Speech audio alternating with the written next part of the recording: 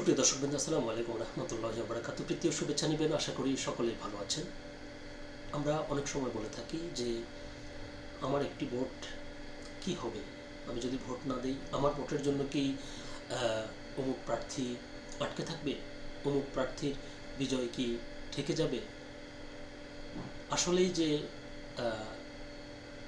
একজন একজন ভোটার কিংবা কিছু ভোটারের ভোটের জন্য যে একজন প্রার্থীর বিজয় আটকে যেতে পারে, থমকে যেতে পারে কিংবা ফলাফল পরিবর্তন হয়ে যেতে পারে, এই নির্বাচনে এর সবচাইতে বড় উদাহরণ হচ্ছেন যে জামায়াতের রফিকুল ইসলাম খান।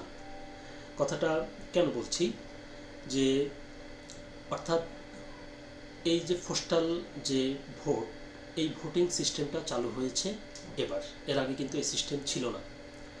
তো এই সিস্টেমের চাক্ষুষ বলতে গেলে চাক্ষুষ সুবিধাভোগী হচ্ছেন তিনি। কথাটি কেন বলছি, যে পোস্টাল ব্যালটের যে ভোটগুলো এগুলো গণনা হয়েছে সবার পরে, আগে মূল যে ভোট সেটি গণনা হয়েছে।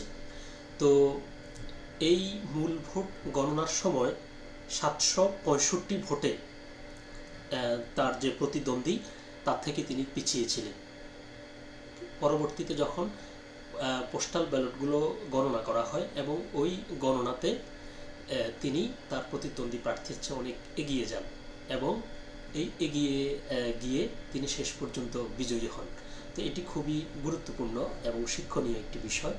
তো চলুন দেখি আমরা দৈনিক ইত্তেফাক পত্রিকায় পুরো সবিস্তারে এই প্রতিবেদনটি প্রকাশিত হয়েছে, যেখানে শিরোনাম বলছে যে পোস্টাল ব্যালটে চমক দেখিয়ে জিতে গেলেন জামায়াতের রফিকুল ইসলাম খান। খবরটি বিস্তারিত বলছে যে ত্রয়োদশ জাতীয় সংসদ নির্বাচনে সিরাজগঞ্জ 4 আসনের পোস্টাল ব্যালটের ফলাফলে বেসরকারিভাবে নির্বাচিত হয়েছেন বাংলাদেশ জামায়াতে ইসলামীর কেন্দ্রীয় সহকারী সেক্রেটারি জেনারেল মাওলানা রফিকুল ইসলাম খান। তিনি খুবই পরিচিত একজন নেতা এবং সজ্জন ব্যক্তি। বুধবার রাতে উল্লাপাড়া উপজেলা সহকারী রিটার্নিং কর্মকর্তার কার্যালয় থেকে প্রকাশিত 147টি কেন্দ্রের ফলে দেখা যায় বিএনপির এম আকবর আলী ধানের শীষ প্রতীকে পেয়েছেন 1,60,458 ভোট।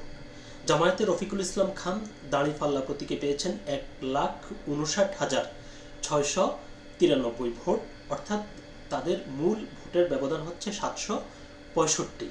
আচ্ছা, এরপরে কি হলো, পরে জেলা রিটার্নিং কর্মকর্তার কার্যালয় থেকে পোস্টাল ব্যালটের ফল ঘোষণা করা হয়।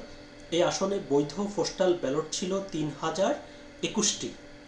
এর মধ্যে রফিকুল ইসলাম খান পেয়েছেন 2,179 ভোট।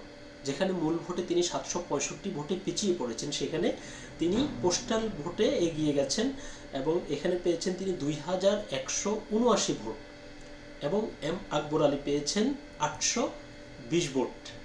দেখেছেন কীরকমভাবে ডিফারেন্সটা হয়ে গেছে। কেন্দ্রের ভোটের সঙ্গে পোস্টাল ব্যালট যোগ করে দেখা যায় রফিকুল ইসলাম খান তিনি মোট ভোট পেয়েছেন 1,61,872 ভোট, এম আকবর আলী পেয়েছেন 1,61,278 ভোট এবং ফলে 594 ভোটের ব্যবধানে রফিকুল ইসলাম খান বেসরকারিভাবে বিজয়ী হন।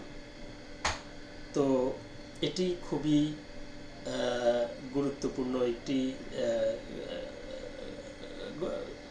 মানে বলতে গেলে ঘটনা, যে অনেক সময় অল্প কিছু সংখ্যক ভোট ও কিন্তু একজন প্রার্থীর জন্য জয় পরাজয় নির্ধারণে গুরুত্বপূর্ণ ভূমিকা রাখে। তো এটি একটি শিক্ষণীয় বিষয়, যে অনেক সময় আমরা নিজেরা মনে করি যে আমার একটি ভোট আর কি হবে, এভাবে আমি একজন মনে করলাম, আরেকজন মনে করলো, এভাবে কিন্তু সংখ্যাটা বাড়তে বাড়তে একসময় এই একজন করে 100, 200, 300 হয়ে যায়। তো এবং এটি কিন্তু নির্বাচনী ফলাফলে জয় পরাজয় নির্ধারণে এটি একটি ফ্যাক্টর হয়ে যায়, যেমন এই রফিকুল ইসলাম খানের বেলায় হয়েছে এবং শেষ পর্যন্ত পোস্টাল ভোটের উসিলায় তিনি নির্বাচনে বিজয় লাভ করেছেন। শুভেচ্ছা জানাচ্ছি তাকে, যে তিনি বিজয়ী হয়েছেন, এবং যিনি পরাজিত হয়েছেন তাকেও অভিনন্দন জানাচ্ছি যে তিনি ভালো ফাইট করেছেন। সকলে ভালো থাকবেন, সুস্থ থাকবেন। আল্লাহ হাফিজ।